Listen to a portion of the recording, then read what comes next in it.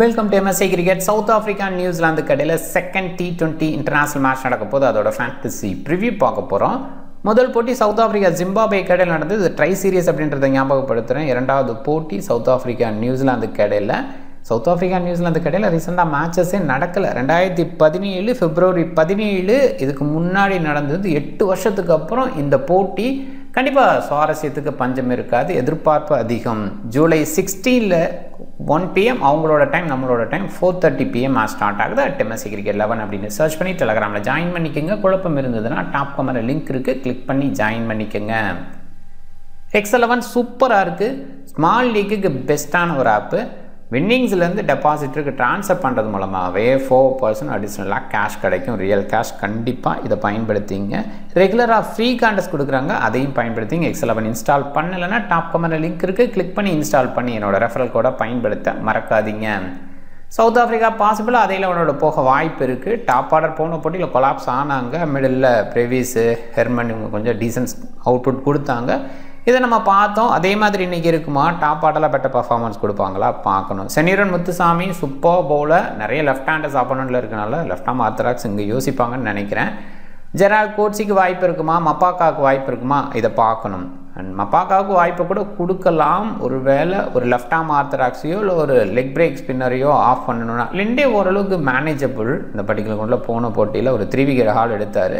Baba Peter டீசெண்டான bowler. Still சில left handers இருக்கனால ஒரு எக்ஸ்ட்ரா ஃபாஸ்ட் பவுலருக்கு போகணும்னு நினைக்கலாம். ஆஃப் பிரேக் பவுலிங்க்கு ரீசா ஹென்ட்ரிக்ஸ் தான் அடிஷ்னலாக இருக்கார். இருந்தாலும் எப்படி பயன்படுத்துவாங்க? ஃபாஸ்ட் பவுலர் வச்சே போய்க்கலாம் அப்படின்னு யோசிப்பாங்களா? நான் டைமில் பார்க்கணும்.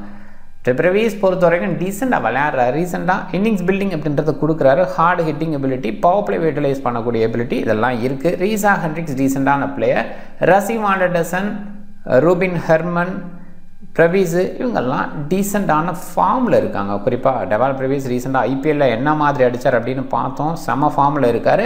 கார்பின் போஸ்கோட பவுலிங் பேட்டிங் ரெண்டுமே சிறப்பாக இருக்குது. ஜார்ஜ் லிண்டே நியூ பாலில் ஸ்பெஷலிஸ்ட் பவுலிங் பேஸில் பயன்படுத்துவாங்க அப்படின்னு நம்புகிறேன். சிமிலனே ரைட் ஆம் ஃபாஸ்ட்டு, டீசெண்டான ஆல்ரவுண்டர். பேட்டிங் டெப்த்து இந்த அளவுக்கு இருக்குது. சிமிலனோட பேட்டிங் பயங்கர ஹார்டு ஹிட்டிங் அப்படின்னு நம்ம பார்த்துருக்கோம். பவுலிங் பேஸில் எவ்வளோ பயன்படுத்துவாங்க அப்படிங்கிறது கேள்வி. Kaba Peter leg break googly வீச முடியும். அந்த கூகுளி பேஸில் சில லெஃப்ட் ஹேண்டர்ஸுக்கு எகென்ஸ்டாக பவுல் பண்ண வைக்கலாம். நன்றி பர்கர், கிடி டீசென்ட் ஃபார்மில் இருக்காங்க. கிடியை பொறுத்த வரைக்கும் அந்த வெரைட்டி கொடுக்கறனால விக்கெட் டேக்கிங் பேஸில் டீசெண்டாக எதிர்பார்க்கலாம். நியூசிலாந்து இந்த டீமில் நிறைய டேலண்டட் பர்சன்ஸ் இருக்காங்க. டஃபி, ஃபோக்ஸு, ஜிம்மி நீசம் இவங்கெல்லாம் ரீசெண்டாக செம்ம ஃபார்மில் இருக்காங்க. பெவன் ஜோக்கப்ஸ் கூட ரீசெண்டாக ஹிட்டிங் பேஸில் இருக்கார். ஈசோதி வாய்ப்பு நிறைய கொடுக்கறதில்ல ரீசெண்டாக. குறிப்பாக பிரேசில் வந்ததுக்கப்புறம் ஈசோதிக்கான வாய்ப்பு கொஞ்சம் குறைஞ்சிருக்கு அப்படின்னு பார்க்குறோம். டிம் ராபின்சன் டாப் ஆர்டரில் ஹிட் பண்ணுவார். மிச்ஹே விக்கெட் கீப்பர் ஆப்ஷன். எக்ஸ்ட்ரா யோசிக்க மாட்டாங்கன்னு நினைக்கிறேன். மிச்ஹேக்கு வாய்ப்பு குறைவாக பார்க்குறேன். சைஃபர்ட் அண்ட் கான்வே ஓப்பன் பண்ணுவாங்க அப்படின்ற எதிர்பார்ப்பு. ரச்சின் ரவீந்திரா டீசெண்டான ஓப்பனர். 1 down பேட்ஸ்மேனாக இருப்பாரா இல்லை செகண்ட் டவுன் இதுக்கு முன்னாடி இருந்திருக்கார் அந்த பேஸ்லேயே போவாங்களா அப்படின்னு பார்க்கணும். இப்போதைக்கு ஃபார்ம் பேஸில் சைஃபர்ட் அவ்வளோ கிரேட்டாக இல்லை. ரீசெண்டாக பார்க்குறோம் MLCயில் அவ்வளோ டச்சில் இல்லை. டெவான் கான்வேயோட டச்சும் அவ்வளோ கிரேட்டாக இல்லை. இன்டர்நேஷ்னல் நம்பர் ரீசன்ட் நம்பர் அவ்வளோ கிரேட் இல்லை. மார்க் சாப்மனும் சிறப்பாக பண்ணலை. ரவீந்திரா ஓரளவுக்கு ஓகே, பட் பெஸ்ட்டுன்னுலாம் சொல்ல முடியாது. கண்டிப்பாக வந்துட்டு பேட்டிங் பேஸில் குயிக்காக ஆடுறாரு. T20யில் அந்த நம்பர்ஸ் கொஞ்சம் குறைவாக இருக்குது. இன்னும் கொஞ்சம் பெட்டராக விளையாடலாம். அவருடைய எபிலிட்டி இம்ப்ரூவ் பண்ணிகிட்டே இருக்கார் அப்படின்னு பார்க்குறோம். டெரல் மிச்சல் ஓரளவுக்கு ஓகே. இன்டர்நேஷனல் வரும்போது டீசெண்டாக பண்ணுறாரு. பட் ஸ்டில் ஸ்ட்ரைக் ரேட் லெவலில் இன்னும் கொஞ்சம் இம்ப்ரூவ் பண்ணணும்னு ஷோ பண்ணுறாரு. கிளிப்ஸு, பிரேஸ்வெல், சானர் இவங்களோட ஃபார்ம்ஸ் நல்லா இருக்குது. அண்ட் குறிப்பாக ஃபீல்டிங் பேஸில் இவங்க அண்ட் ஆல்ரவுண்ட் பர்ஃபார்மன்ஸ் பேஸில் இந்த 3 ஸ்பின்னர்ஸும் செமையாக இருக்காங்க, கலக்குறாங்க. ஆடம் மில்னே, வில்லியம் போரோருக்கு, ஹென்ரி ஃபாஸ்ட் பவுலிங் பேஸில் இவங்கெல்லாம் நல்லா பண்ணுறாங்க, நல்ல ஃபார்மில் இருக்காங்க. குறிப்பாக ஆடம் மில்னே ரீசெண்டாக MLCயில் பயங்கர கலக்கலாக விக்கெட் டேக்கிங் பேஸில் இருந்தார். மேட் ஹென்ரி நிறைய பக்கம் போய் விளையாடுறாரு, அந்த அவுட்புட் நல்லா இருக்குது. வில்லியம் போரோருக்கு ரீசெண்டாக நியூசிலாந்துக்கு செம்மையாக பண்ணியிருக்காரு. ஹராரே ஸ்போர்ட்ஸ் கிளப் ஹராரேயில் தான் இந்த போட்டி. மழைக்கான வாய்ப்பு இல்லை. 51 போட்டி, 28 bat first, 23 chasing. Runs on the board வைக்கும்போது எப்பயுமே இங்கே வந்து வெற்றி கிடச்சிருக்கு. ஜிம்பாப்வே நிறைய போட்டிகள் விளையாண்டதால அந்த ஆவரேஜ் வந்து 156 ரேஞ்சில் இருக்குது. கண்டிப்பாக சூப்பர் பேட்டிங் ட்ராக்கு, ட்ரை ட்ராக்காக இருக்கும். நிறைய ஸ்கோர் எதிர்பார்க்கலாம். ஸ்பின்னர்ஸ் கொஞ்சம் டாமினேட் பண்ண வாய்ப்பு இருக்குது. ஏன்னா ஃபுல்லாகவே நல்ல சன்சைன் அப்படிங்கிற அந்த இடத்துல யோசிக்கும் போது டெஃபினட்டாக கொஞ்சம் ட்ரை ட்ராக்காக இருக்கும். ஸ்பின்னர்ஸும் உள்ளே வருவாங்க அப்படின்னு எதிர்பார்க்கலாம். லேட்டர் பேஸில் கொஞ்சம் ஸ்பின்னர்ஸை பயன்படுத்தினா ஆச்சரியப்படுறதுக்கு இல்லை. அந்த பேஸில் தான் சார்ஜ் லிண்டே, கபா பீட்டர் எல்லாம் வந்து மேட்சப் பேஸில் யோசிக்காமல் இருக்கலாம். ஏன்னா சில லெஃப்ட் ஹேண்டர்ஸ் இருக்காங்க நியூசிலாந்து சைடு, அதனால் இந்த லெஃப்ட் ஆர்ம் ஆர்த்தடாக்ஸ் வேண்டாம், லெக் பிரேக் பவுலர் வேண்டாம் அப்படின்னு யோசிக்க வேண்டாம். கொஞ்சம் டவுனாக இருக்கிறதுனால இந்த ஸ்பின் பவுலர்ஸ் எஃபெக்டிவாக இருக்கவும் வாய்ப்பு இருக்குது. இந்தியா தான் இங்கே 234க்கு 2 அப்படிங்கிற ஹை ஸ்கோரை பதிவு பண்ணியிருக்காங்க. ஜிம்பாப்வே 99க்கு 9 அப்படின்னு லோ ஸ்கோரை பதிவு பண்ணியிருக்காங்க. 150 பிலோ பாருங்கள் 24 டைம்ஸ் வந்திருக்கு. கிட்டத்தட்ட பாதி பக்கமாக வந்து 150 பிலோ தான். அண்ட் அதுக்கு காரணம் நான் ஏற்கனவே சொல்லிட்டேன், நல்ல பேட்டிங் ட்ராக்காக இருந்தால் கூட ஜிம்பாப்வே மாதிரி கண்ட்ரி விளையாடும்போது சில நேரங்கள் அந்த இன்கன்சிஸ்டன்ட் ஷோ பண்ணுவாங்க, அந்த இடத்துல தான் டவுன் ஆகிருக்காங்க.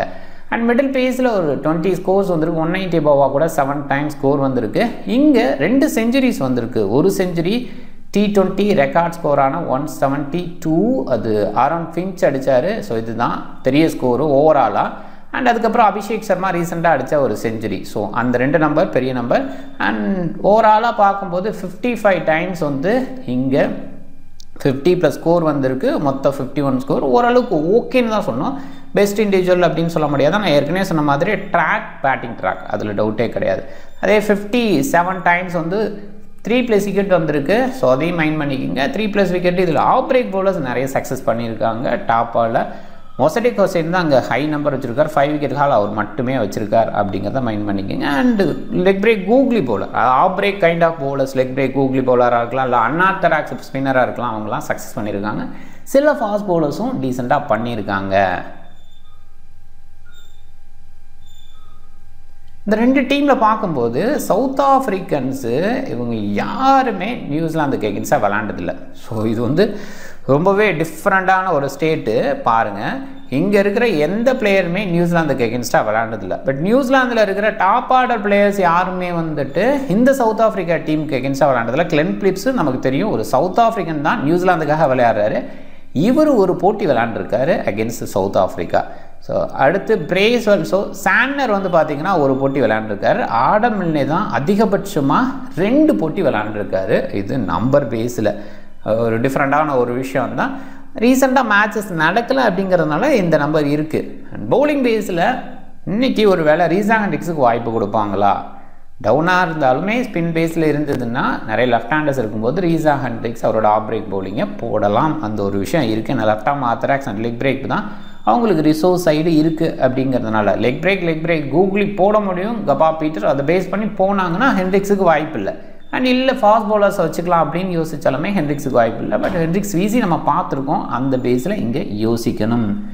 கிடி அண்ட் நன்றிபாக தான் நியூ பால் ஸ்டார்ட் பண்ணுறாங்க. பாசிபிளாக சார்ஜ் லிண்டே பவர் பிளேயில் வரலாம் ஒரு பாயிண்டில். ஆனால் லெஃப்ட் ஹேண்டராக இருக்கும்போது அந்த இடத்துல எப்படி பயன்படுத்துவாங்கிறது கேள்வியாக இருக்குது. அண்ட் லேட்டர் பேஸில் எங்கே 2 ரைட் ஹேண்டர்ஸ் வர்றாங்களோ அந்த இடத்துல லிண்டேவை கொஞ்சம் யோசிக்கலாம். சிம்லனோட பவுலிங் இன்றைக்கி கொஞ்சம் இருக்குன்னு நினைக்கிறேன். கபா பீட்டர் மிடில் பேஸில், லேட்டர் பேஸில், கார்பின் போஸ் பவர் பிளேயில் ஒரு ஓவர், மிடில் 2 ஓவர், எண்டில் அப்படிங்கிற மாதிரி கொஞ்சம் யோசிக்கணும். நியூசிலாந்தை பொறுத்த வரைக்கும் நியூ பால் ஸ்பெஷலிஸ்ட்டு ஹென்ரி, கூடவே ஆடம் மில்னேவோட எக்ஸ்ட்ரா பேஸ் பவர் பிளேயில் ஒரு ஃபினிஷ் பண்ணி கொடுப்பா. சான்னர் பிரேஸ்வெல்ல பயன்படுத்துவாங்க. பாசிபிளாக ரீசா ஹெண்ட்ரிக்ஸ்க்கு எகென்ஸ்டாக ரசிவாண்டர் எகென்ஸ்டாக கூட சான்னர் பவர் பிளேயில் வந்தால் ஆச்சரியப்படுறதுக்கு இல்லை. மிடில் பேஸில் பிரேஸ்வெல்லோட பவுலிங் ரீசெண்டாக ரொம்ப நல்லா இருக்குது. பேட்டிங்கில் தான் எம்எல்சியில் கொஞ்சம் டச்சில் இல்லாத ஒரு ஃபீல் இருந்தது. நியூசிலாந்துக்குன்னு வரும்போது கொஞ்சம் பெட்டராக வரலாம். ஆனால் ட்ராக் பேஸ்லேயும் கொஞ்சம் பிரேஸ்வெல்லை யோசிக்கணும். நல்ல பிளேயர், அதில் டவுட்டே இல்லை. ஒன் ஆஃப் த பிக்காக எடுத்துக்கிறது பெஸ்ட்டு. பவுலிங் பேஸில் கொஞ்சம் வீசுவார்.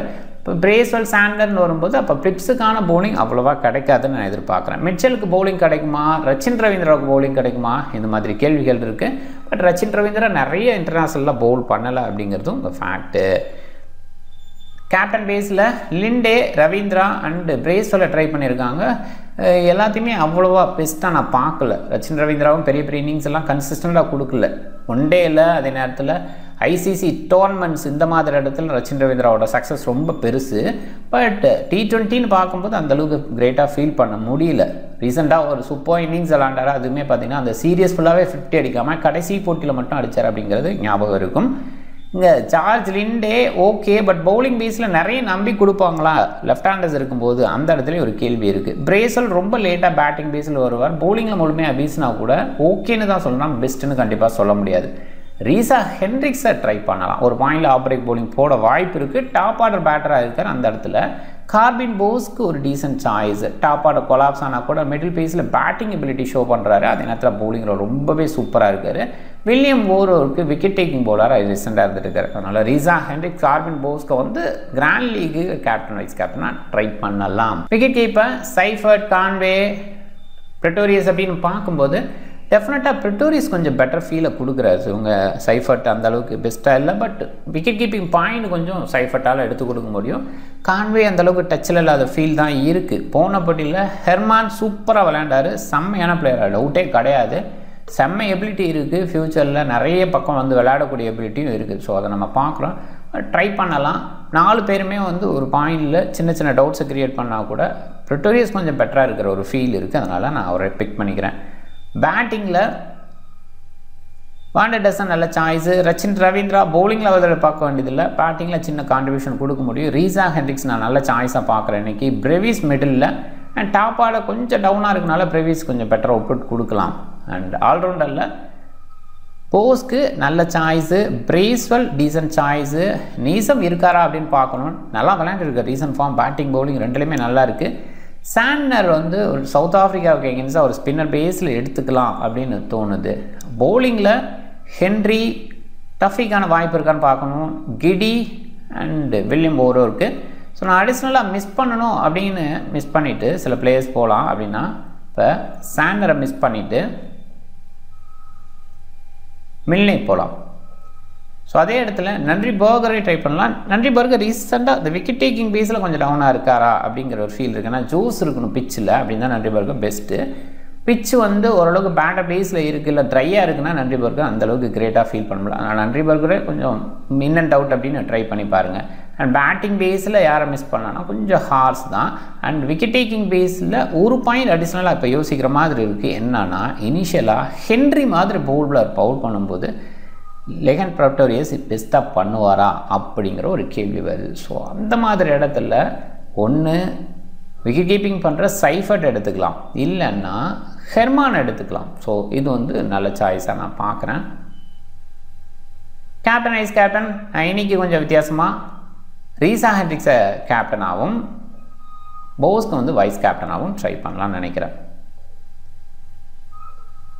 டீம் பாருங்கள். இப்போதைக்கு இந்த டீமு ப்ரீவியஸை வந்து கொஞ்சம் மிஸ் பண்ணி பாருங்கள். டாப் ஆர்டரில் சைஃபர்ட்டை செலக்ட் பண்ணலாம். ப்ரீவியஸ் ரொம்ப லேட்டாக வராரு அப்படின்னு கொஞ்சம் யோசிக்கலாம். ஸ்மால் லீக்கு கொஞ்சம் மிஸ் பண்ணுறது தான் பெஸ்ட்டுன்னு நினைக்கிறேன். ஏன்னா டாப் ஆர்டர் சக்ஸஸ் பண்ணிட்டாங்கன்னா ப்ரீவியஸ்க்கு அவ்வளோவா பெஸ்ட்டாக கிடைக்காது. அபியஸாக இப்போ இருக்கிற பாயிண்ட் சிஸ்டத்தில் ஒரு 30 ரன்ஸ் அப்படிங்கிறது, அது 20+ வந்துட்டாவே நல்ல பாயிண்ட்ஸ் கிடைக்குது. அது நல்லேன்னு சொல்லலை, பட் ஸ்டில் கொஞ்சம் லேட்டாக வராரு அப்படிங்கிறத கொஞ்சம் மைண்ட் பண்ணிக்கிங்க. ஸோ அந்த மாதிரி இடத்துல ப்ரீவியஸ்க்கு பதிலாக மேலே இருக்கிற ஒரு விக்கெட் கீப்பர் ஆப்ஷன் யாரையாவது பிக் பண்ணிக்கலாம், நல்ல சாய்ஸு. அண்ட் பவுலிங் பேஸில் சவுத் ஆஃப்ரிக்கா பவுலர்ஸ் குறைவாக பிக் பண்ணியிருக்கிறேன். நீங்கள் நன்றி பர்கர் ஃபஸ்ட் இன்னிங்ஸ் பவுல் பண்ணுற மாதிரி இருந்தால் அந்த இடத்துல கொஞ்சம் ட்ரை பண்ணுங்கள். நீங்கள் டிஃப்ரெண்ட் டீமை ட்ரை பண்ணுங்கள். இந்த வீடியோ பிடிச்சிருந்தால் லைக் பண்ணுங்கள், உங்கள் ஃப்ரெண்ட்ஸுங்களுக்கு ஷேர் பண்ணுங்கள், சேனலை சப்ஸ்கிரைப் பண்ண மறக்காதீங்க. மிக்க நன்றி.